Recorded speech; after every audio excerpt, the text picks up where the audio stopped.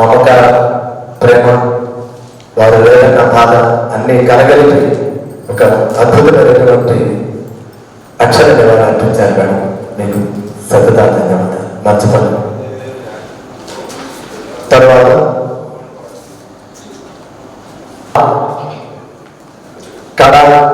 ఖండాల గురించి మరొక మంచి క్లిప్పింగ్ మనం ప్రదర్శిస్తారు.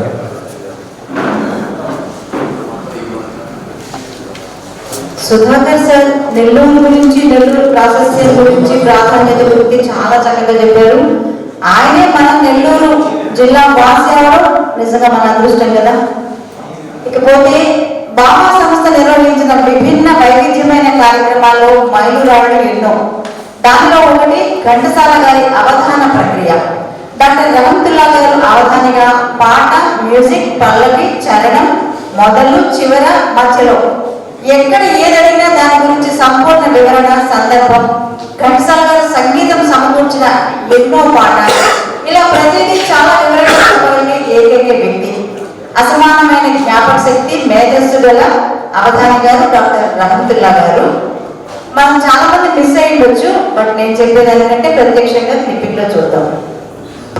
ఇంతకుముందు మాట్లాడేటప్పుడు ఇటువంటి ప్రక్రియతో ప్రోగ్రాం చేయటం ఆంధ్రదేశంలోనే మొట్టమొదటిసారి అని చెప్పాం.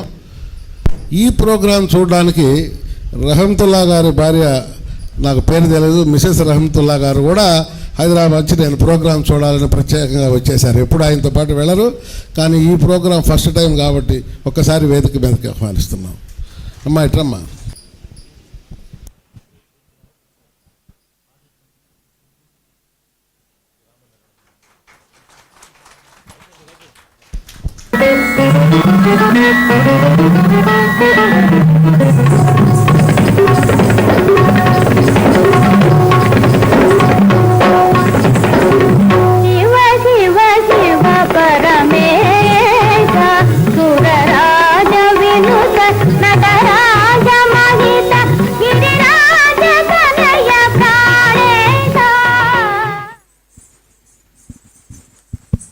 ఈ పాట పి సుశీల లీల పాడతారండి. సత్యనారాయణ మహత్యం చిత్రానికి గాను.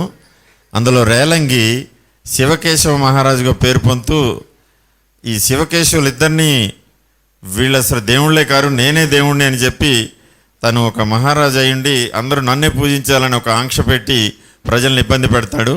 అప్పుడు ఆస్థానంలో అంటే రాజాస్థానంలో నర్తకిమణులు ఇద్దరు ఆయన్ని స్తుతిస్తూ పాడిన పాట అండి ఇది. ఓకే అండి. మేము అప్పటికప్పుడు ఈ మ్యూజిక్ని సెట్ చేసి ప్రదర్శన ద్వారా ఇస్తున్నాము.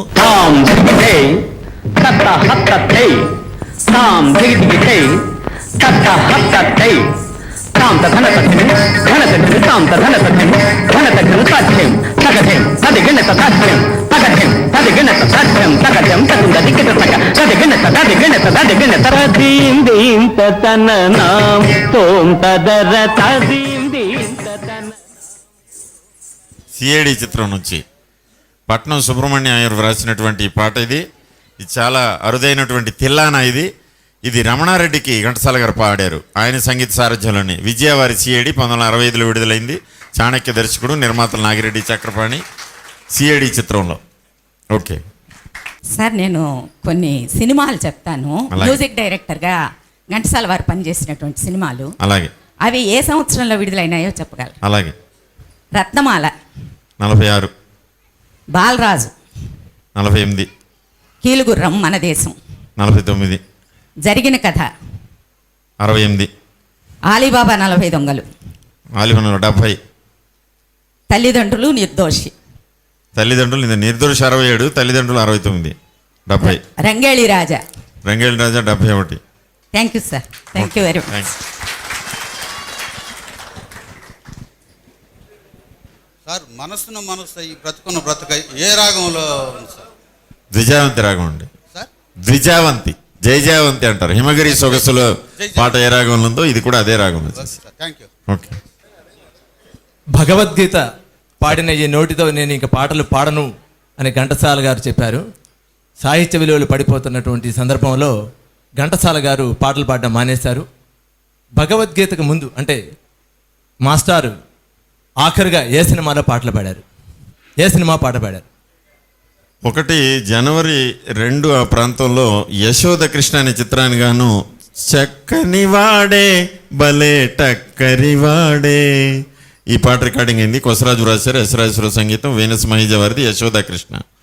ఆ తర్వాత జనవరి 28, 29లో ఆయన అస్వస్థత, జనవరి 30 రథసప్తమి నాడు చాలా ప్రమాద స్థితిలో పడ్డారు ఆయన. అక్కడికి 2 రోజుల ముందు భద్రాచల సీతారామ వైభవం అనే ఒక డాక్యుమెంటరీ చిత్రం కోసం ఆయన పాడడం జరిగింది. ఆ పాట విడుదల కాలేదు. అది మాస్టర్ వేణు సంగీత సారథ్యంలో అది రికార్డింగ్ అయింది, కానీ అది విడుదల కాకపోవడం వల్ల ఆ చిత్రం, ఆ పాట లభ్యం కాలేదు. మీరందరి కడతాళ ధ్వనులతో సార్ గారికి మనం వీడుకోలు తెలియజేస్తాము. మా ప్రాంతానికి అప్పుడప్పుడు విచ్చేసి మా ప్రాంత ప్రజల యొక్క గౌరవ మర్యాదలను మీరు అందుకోవాలని హృదయపూర్వకంగా మిమ్మల్ని ఎందుకంటే కోరుతున్నాను. సుధాకర్ రెడ్డి గారు ఏది చేసినా వినూత్నం ఉంటుంది. ఈ అనంతావధానం ఒక కొత్త ప్రయోగం, చాలా విజయవంతమైంది. చాలా సంతోషం, చాలా ధన్యవాదాలు. తర్వాత వక్త డాక్టర్ వెంకటేశ్వర బాబు గారు, ప్రముఖ సీనియర్ దంత వైద్యులు, సుధాకర్ మీద మంచి సన్మానం కలిగిన వారు. అదేవిధంగా వారి ఇంట్లో కట్టినటువంటి అపార్ట్మెంట్లో వారికి నివసిస్తున్నారు కాబట్టి వారి గురించి కొన్ని విషయాలు మనకు చెప్తారు.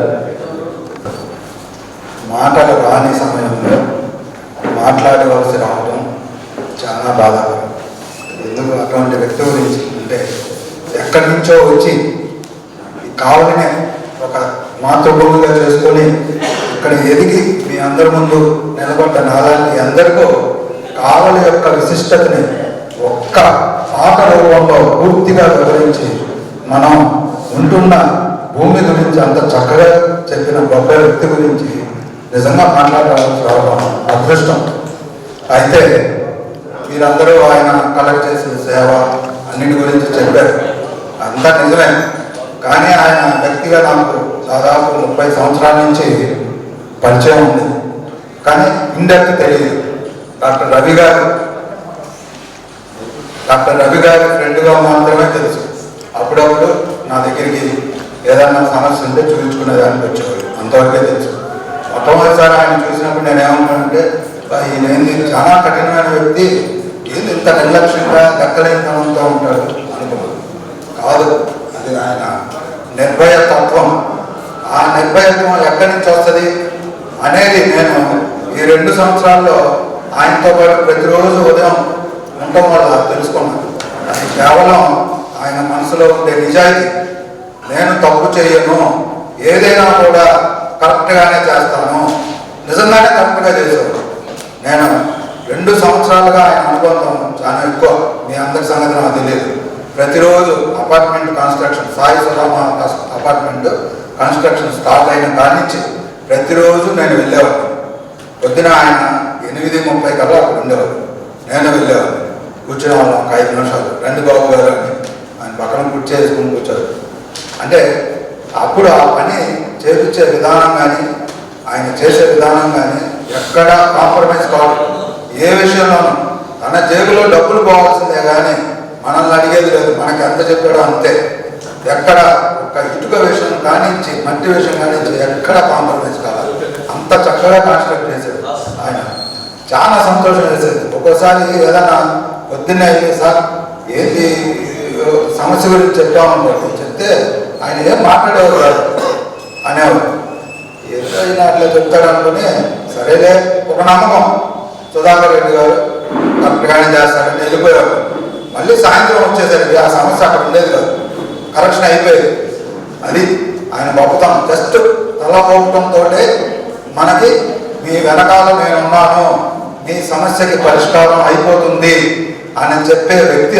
అటువంటి వ్యక్తిత్వం కలిగిన వ్యక్తితో ఈ 2 సంవత్సరాలు కలిసి నడవడం చాలా అదృష్టంగా భావించాను. కానీ ఆయన నుంచి చాలా నేర్చుకున్నాను. అంటే మన కార్యదక్షత, కార్యం ఏదైనా ఒక పనిని నిర్వహించడం అనేది అంతిమ సమయం వరకు దాన్ని నిర్వహించడం అనేది చాలా గొప్ప విషయం. ఆయన లాస్ట్లో ఉదాహరణతో చాలా బాధపడ్డాడు. ప్రతిరోజు అసలు కూర్చోలేకపోయాడు, కుర్చీలో కూర్చున్నా కూడా నొప్పులు. నేను రోజు చెప్పేది, ఏదన్నా పోయి మీరు చూయించుకోకుండా రవి సార్తో చెప్పి వెళ్ళి అదేదో కరెక్ట్గా చూయించుకోండి అంటే లేదు బాబు గారు, ఈ అపార్ట్మెంట్ అయిపోవాలి, అందరికీ కరెక్ట్ చేసి నేను తర్వాత వెళ్ళి సర్జరీ చేయించుకున్నాను. లాస్ట్కి ఒక రోజు విపరీతమైన నొప్పి వస్తే ఇంకా ఆయన నగలేని పరిస్థితుల్లో రవి డాక్టర్ గారు బలవంతంగా తీసుకెళ్ళి ఆ రోజు ట్రీట్మెంట్ చేయించారు. సరే ట్రీట్మెంట్ చేయించారు, రెస్ట్ తీసుకోమన్నారు, బాగానే ఉంది. ఇప్పుడు ఒక వారం రోజుల తర్వాత నేను పొద్దున్న అపార్ట్మెంట్కి వెళ్తే కూర్చుని ఉన్నాడు. ఏదైనా అప్పుడే వచ్చి ఇక్కడ కూర్చున్నాడు, మీరు ఇంతవరకు పూర్తిగా ఇది కాలేదు కదా, బ్యాండేజ్ చేసుకున్నట్టు. లేదు బాబు గారు, ఒక్క నెల రోజులు అయిపోతే అంతా అయిపోతుంది, హాయిగా ఉంటుంది, ఇంకా ప్రశాంతంగా రెస్ట్ అని చెప్పాడు. తర్వాత కూడా మేము ముందు రోజు ఇంట్లో ఏదో వ్రతం చేసుకుంటే ప్రసాదం వచ్చాం. రోజు పొద్దున్నే నేను ఆయన మొహం చూడాల్సిందే. ఆయనతో ఈ 2 సంవత్సరాల నుంచి ఇదే తంతు. ఆయన దర్శనం, ఆయనతో మాట్లాడటం, క్లినిక్ వెళ్ళడం, మళ్ళీ సాయంత్రం రావడం, ఆయనతో మాట్లాడటం, క్లినిక్ వెళ్ళడం. అలో చెప్పింది వెళ్ళని రోజు లేదు. ఆ రోజు కూడా అట్లే లేదు. ఆదివారం ఉంటుందో మా కుమారుడికి ఎంట్రన్స్ ఎగ్జామ్ ఉంటే నేను ఒంగోలు వెళ్ళాను. మధ్యాహ్నం మామూలుగా ఫోన్ ఓపెన్ చేస్తే సుధాకర్ రెడ్డి గారు ఇంటి లేరు. అసలు ఎట్లా అయిపోయింది గ్రామం. మీ అందరికీ ఎట్లా ఉందో నాకు తెలియదు, కానీ నాకు మాత్రం చాలా బాధ ఉంది. ఎందుకంటే ప్రతిరోజు నేను ఆ కుర్చీలో ఆయన చూస్తాను. ఆయన చూడాల్సిందే, ఆయనే కనిపిస్తాడు అక్కడికి వెళ్ళాలని అపార్ట్మెంట్ దగ్గర. ఆయన రోజు చెప్పాడు, అయిపోయిన తర్వాత చక్కగా మనం వెనకాల స్థలం ఉంది, దాంట్లో కూరగాయలు పెంచుకుందాం, మన వాళ్ళందరికీ చక్కగా ఉంటుంది. తర్వాత ఒక లైబ్రరీ పెడతాను, ఒక ప్రతి ఆదివారం హెల్త్ క్యాంప్ కండక్ట్ చేద్దాం అని చెప్పారు. అదేవిధంగా తర్వాత పైన కూడా చక్కగా అందరూ కూర్చొని కాసేపు సాగు చేయడానికి 5వ అంతస్తు పైన ఆ కుర్చీలు అన్నీ నీట్గా అరేంజ్ చేసాం. రోజు అనుకున్నది మేము హాయిగా మనం ఆదివారం అలసిపోయినప్పుడు మన మిత్రులందరూ కూడా కూర్చొని ఇక ఈయన కళాభిమానం గురించి మనకి అంతా తెలిసిందే, చక్కగా మంచి మాటలు, మంచి దాన్ని ఏమంటారు కాదు, మన సాయిబాబాకి చేస్తారు సత్సంగం, అదొక సత్సంగంలాగా జరుగుతుంది అని ఆశపడ్డాం. కానీ ఆయన కరెక్ట్గా అన్నీ సర్దుకొని ఇంట్లోకి వచ్చే సమయానికి లేకుండా అయిపోయారు. అసలు ఆ ఇంట్లో రోజు వెళ్ళేటప్పుడు మేమిద్దరం కూడా ప్రతిరోజు ఆ పొజిషన్ చూస్తాం, ఆ గుండె తరుపుకోవడం ఉంటాం. అటువంటి వ్యక్తి గురించి ఇంకా చెప్పడానికి మాటలు లేవు. నిజంగా నిరాడంబరత, సహాయం చేసే తత్వము, అవన్నీ మనం నేర్చుకోవాలి. విగ్రహ స్థాపన ఏమనుకోవద్దు, మీరు విగ్రహం స్థాపించడం అవన్నీ వేరే విషయం. మనం చేయాల్సిన పని ఏంటంటే అటువంటి మంచి వ్యక్తి మనకి చూపించిన మార్గంలో మనం నడవాలి. నిర్భయంగా, నిజాయితీగా 10 మందికి ఉపయోగపడే విధంగా మనం నడవగలిగినప్పుడు ఆయనకి నిజమైన నివాళులు అర్పించినట్టుగా నేను భావిస్తాను. విగ్రహావిష్కరణ కంటే మీరు ఎవరన్నా బాధపడితే నన్ను క్షమించండి. ఇంతటితో ఆయన ఆత్మకి శాంతి కలగాలని ప్రార్థిస్తూ ముగిస్తున్నాను. దశలో వారిని దగ్గరుండి చూసి చెల్లించబడినటువంటి వెంకటేశ్వర మాట్లాడుతుంటే నిజంగా మన హృదయం ద్రవిస్తుంది. ఏం చేయలేనటువంటి స్థితి మనందరికీ. తర్వాత భక్త రవిప్రకాష్ గారు, red cross society state council member, highest times donation ఇచ్చినటువంటి రక్తదాత, ఆటంకిక. అందరికీ నమస్కారం. నేను విద్యార్థిగా ఉండేటప్పుడు నెల్లూరులో కొంతకాలం, తర్వాత ఒంగోలులో కొంతకాలం చదివాను. ఒంగోలులో కొండమీది శివాలయం దగ్గర సమావేశం జరుగుతుండే. నెల్లూరులో చదివేటప్పుడు మన టౌన్ హాల్ రీడింగ్ రూమ్లో జరుగుతూ ఉంటాయి. వేదిక మీద ఒక 20-30 మంది ఉంటే ముందుగా ముందర వైపు 40 ఉండేవాళ్ళు. అది కొండ మీద తేవడం కూడా ఉంది. అక్కడ వేదిక మీద ఉన్న వాళ్ళకంటే ఆడియన్స్ తక్కువ ఉండేవాళ్ళు. వాళ్ళు పెద్ద పబ్లిసిటీ ఇచ్చి బోర్డు రాసి అన్ని పెట్టినారు. కానీ ఈరోజు సుధాకర్ గారికి ఇంతమంది ఇక్కడికి స్వచ్ఛందంగా ఇన్ఫర్మేషన్ ఇవ్వడంతో వచ్చిన వాళ్ళు, తెలుసుకొని వచ్చిన వాళ్ళు ఇంతమంది పట్టణంలో వచ్చారంటే, పెద్ద నగరాల కంటే కావాలి ఇంతమంది అభిమానులు సంపాదించుకున్నారంటే సుధాకర్ గారి యొక్క వారి యొక్క ఎంత వారు అభిమానం సంపాదించుకున్నారు అర్థమవుతుంది.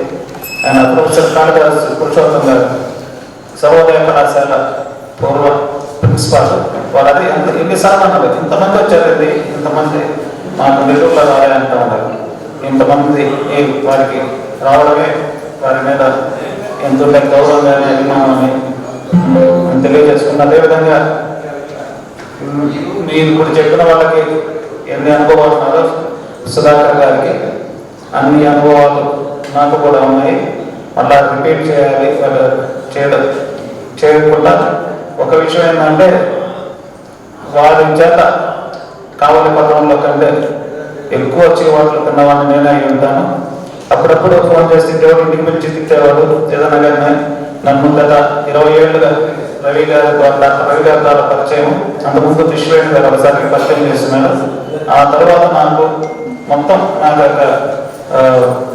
ఒక కుటుంబ తండ్రిలాగా కానీ లేకపోతే ఒక అన్నలాగా మన యాటిట్యూడ్ బాగా ఇది అని చెప్పేవారు పిలిచి. ఏదైనా ఫోన్లో చేసేవారు, ఏదన్నా మాట్లాడుతుండే దాంట్లో ఏదన్నా దాన్ని సవరించేవారు, లేకపోతే ఏదన్నా మిగతా విషయాలు దాన్ని చూసింది ఏదన్నా పబ్లిక్ ఉన్న దాంట్లో చూస్తే సామాజిక మాధ్యమంలో ఉండే వాటిని తిట్టి నా యాటిట్యూడ్ చాలా వరకు కొంత మార్చిన వ్యక్తి అని ఈ సందర్భంగా తెలియజేసుకుంటూ నాకు ఈ అవకాశం ఇచ్చినందుకు ధన్యవాదాలు తెలియజేస్తుంది. విధానాల గురించి మీరు చెప్పిన మాటలు ఖచ్చితంగా నూరుపాలించాం.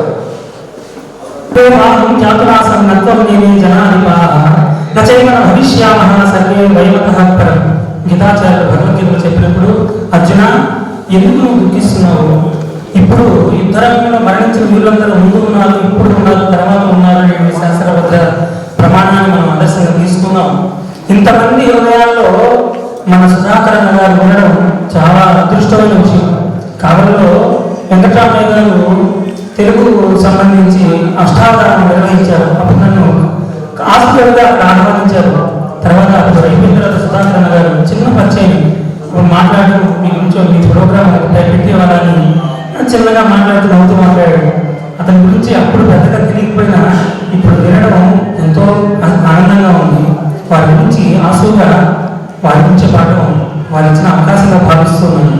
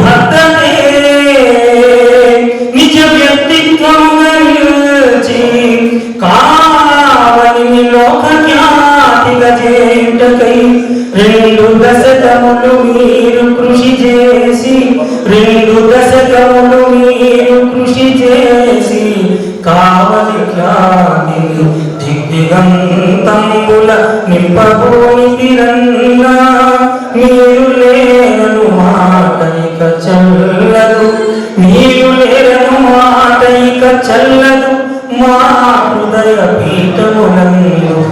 కావలిలోన చేసేది ప్రతి సాంస్కృతిక కార్యక్రమమందు మీరు దివ్యదేవతాలై వసించుదురన్న. మీ దివ్యాత్మ శాంతి పొందుటకై, మీ దివ్యాత్మ శాంతి పొందుటకై నేను పఠించదని సంస్మరణ దినము నాడు గీతా శ్లోకములు కొన్ని శ్లోకాలు స్మరిస్తాను అందుకోసంగా. భగవద్గీతలో 15వ అధ్యాయం చాలా గొప్పది. పురుషోత్తమ ప్రాప్తి అన్నగారికి ఇటువంటి చాలా గొప్ప వ్యక్తికి ఆ భగవత్ ప్రాప్తి పొందాలన్న ఆకాంక్షతో భగవద్గీతలో 15వ అధ్యాయం స్మరణ చేస్తాను. శ్రీ భగవాన్ వాచ ఊర్ధ్వం వరదశానం అశ్వర్థం ప్రాహురవ్యయం ఛందాంసి యస్య వర్ణాని యస్తం వేద స వేదవిదు అదశోర్గం ప్రసురా సస్య శాఖాగుణ ప్రవృద్ధ విషయ ప్రమాణ అదశ మూలాన్యం సంతతాని కర్మానుబంధీని మనుష్యలోకే న రూపమస్యేహ తదోపలభ్యతే నాంతో న జాతిం న చ సంప్రతిష్ఠాం అశ్వత్థమేనం సువిరూఢమూలం సంగశస్త్రేణ దృఢేన చిత్వా తదా ఫలం తత్పరిమార్గితవ్యం యస్మిన్ గతాని వర్తంతి భూయః తమేవ చాద్యం పురుషం ప్రపద్యే యథా ప్రవృత్తిః ప్రసృతా పురాణి నిర్మాణ మోహాజిత సంగదోష ఓం నమః శివాయ. అంటే ఎంత అధ్యాయం మొత్తం నింపడిస్తుందట. కొన్ని శ్లోకాలు వారికి అర్పణ చేశారు. ఈ అవకాశం ఇచ్చినటువంటి పెద్దలకి నమస్కరిస్తూ కళాభిమానులందరికీ కూడా పేరు పేరు ధన్యవాదాలు తెలియజేస్తూ సుధాకర్ సంస్మరణ సభలో మరో ముఖ్యమైన విషయం ఏంటంటే వారి సోదరుడు లేపాకల శేషారెడ్డి గారు కూడా వారి అంత్యక్రియలు జరుగుతున్న సమయంలోనే వారికి హార్ట్ అటాక్ రావడం, నేను డాక్టర్ రవి గారు, డాక్టర్ శివప్రసాద్ అందరూ టీం అంతా కూడా సాయశక్తిలో పోరాడి ఫస్ట్ ఎయిడ్ చేసి వారిని నెల్లూరు కిమ్స్ హాస్పిటల్ తరలిస్తుంటే మార్గమధ్యంలోనే వారు మరణించడం జరిగింది. ఇది అత్యంత బాధాకరమైనటువంటి విషయం. ఎందుకు ఇలా జరిగిందని కూడా ఆలోచిస్తే మానవ జీవితం ఎంత అశాశ్వతమో అద్భుతపరమైన తెలుసు. కాబట్టి వారి కుటుంబ సభ్యులు కూడా మేము అందరం కూడా ప్రగాఢ సానుభూతి తెలియజేస్తున్నాము. అదేవిధంగా ఈరోజు మన మధ్య వారి సోదరుడు విజయ్ కుమార్ గారు, రాజు గారు కూడా ఉన్నారు. వారికి కూడా వారి కుటుంబ సభ్యులు కూడా ప్రగాఢ సానుభూతి తెలియజేస్తూ సుధాకర్ లేనటువంటి లోటుని మీరందరూ కూడా వారి కుటుంబానికి, వారి సతీమణికి మేము సహాయ సహకారాలు అందించి వారికి చేయూతగా ఉండి సుధాకర్ ఆశయాలను అనుకుని మీరు కూడా నడుచుకొని మంచి కార్యక్రమాలు మీరు కూడా చేపట్టాలని మనసారా కోరుకుంటున్నాను. తర్వాత ఈ సంస్మరణ సభను ఇంత చక్కగా జరపగలుగుతామంటే దానికి కారణం మళ్ళా మన బామ అధ్యక్షుడు డాక్టర్ పెద్దవాడు రవికుమార్, సుధాకర్ గారు ఆప్తుడు, మిత్రుడు అంతా తానే ఇద్దరు. వాళ్ళిద్దరు కృష్ణార్జునుడు అనండి, సూర్యచంద్రుడు అనండి, రెండో ఒకటి. రవి అంటే సూర్యుడు, సుధాకరుడు అంటే చంద్రుడు, సూర్యచంద్రుడు వాళ్ళిద్దరు కూడా. వారిద్దరు కలిసి ఈ భామాన్ని నడిపించింది నేను చెప్పినట్లు అమోఘం, సుందరం, సుమధురం. మరి ఈరోజు ఈ కార్యక్రమాన్ని ఎలా చేద్దామన్న దానికి ఒక రూపకల్పన, ఒక ఫార్మేట్ మా భామ కార్యాలయానికి వారు ఇచ్చారు. ఆ పద్ధతిగానే ఈరోజు జరిగింది. గంభీరంగా వారి గురించి మంచి మాటలు చెప్పండి, వక్తలందరి చేత మాట్లాడించండి, వారు జరిపిన కార్యక్రమాల్లో ముఖ్యమైనటువంటి ఘట్టాలను ప్రదర్శించండి అని మాకు చెప్పి, నేను మాట్లాడేది నేను మాట్లాడను, మీరు కూడా తక్కువ మాట్లాడండి, భర్తల చేత మాట్లాడించండి అని చెప్పినటువంటి మా రవికుమార్ గారికి నమస్కరిస్తున్నాను, వందనాలు. అటువంటి మహోన్నత వ్యక్తిత్వానికి మనం ఎప్పుడు కూడా ద్రోహాలు అర్పించాల్సిందే. తర్వాత ఈ కార్యక్రమం, ఈ సంస్మరణ సభకు వాట్సాప్లో సందేశాలు చూసి విచ్చేసినటువంటి కళాభిమానులకు, మిత్రులకు, శ్రేయోభిలాషులకు అందరూ కూడా మరొకసారి మా నమస్కారాంజలి. ఈ కార్యక్రమాల్లో మా భావగారు, ముఖ్యంగా మా అధ్యక్షులు చెన్నా వెంకటరామ గారు, నేను, అదేవిధంగా కృష్ణమోహన్ ఇక్కడ ఉన్నటువంటి స్నాక్స్ అన్ని కూడా అరేంజ్ చేశారు. చెన్నా వెంకటరామ గారికి చెప్పలేదు, మొత్తం కార్యక్రమాలు పర్యవేక్షిస్తున్నారు. అదేవిధంగా జి శేషారెడ్డి గారు మైక్, లైట్, స్టేజ్ మొత్తం చేసేసారు, అద్భుతంగా చేశారు, అద్భుతంగా వేదికించారు. అదేవిధంగా బాలు, ఆ బాలు లాగే మనకి బాలు లేకపోతే ప్రోగ్రాం కూడా లేదు. కాబట్టి బాలు గారు చక్కటి విజువల్స్, ఆ క్లిప్పింగ్స్ అనేటువంటి సేకరించి వాటిని అంతా కూడా ట్రిమ్ చేసి కరెక్ట్గా మనకు కావాల్సిన వరకు పెట్టారు. బాలు వాళ్ళకి హ్యాట్స్ ఆఫ్. అదేవిధంగా కావ్య పాట కూడా విజువల్స్ ఇచ్చారు. అదేవిధంగా ఈరోజు ఈ బాబా కార్యక్రమం అన్నింటినీ కూడాను మన శ్రీమతి ఉమాశర్మ గారు ఒక అందమైన ఆకట్టుకునే విధంగా వ్యాఖ్యానంతో సుధాకర్ కార్యక్రమాల్లో ముఖ్యమైనటువంటి ఘట్టాలన్నింటి కూడా ప్రదర్శించి మనందరినీ కూడా ఆనంద గర్భంలో ఊహించింది. మర్చిపోలేదు. మళ్ళా సుధాకర్ మన మధ్య జీవిస్తున్నట్టే మీ మాటలు అట్లా చూస్తుంది. ఈ విధంగా భామ సంస్థ వ్యవస్థాపక కార్యదర్శి శ్రీ లేఖాకుల సుధాకర్ రెడ్డి గారు సంస్మరణ జరిగింది.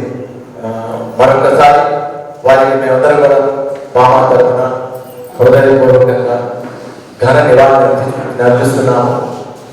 వారి ఆశయ సాధన మనందరూ కృషి చేయాలి అని తెలుపుతూ నాకు ఈ అవకాశం ఇచ్చిన మీ అందరికీ కూడా మరొకసారి ధన్యవాదాలు తెలుపుతూ సెలవు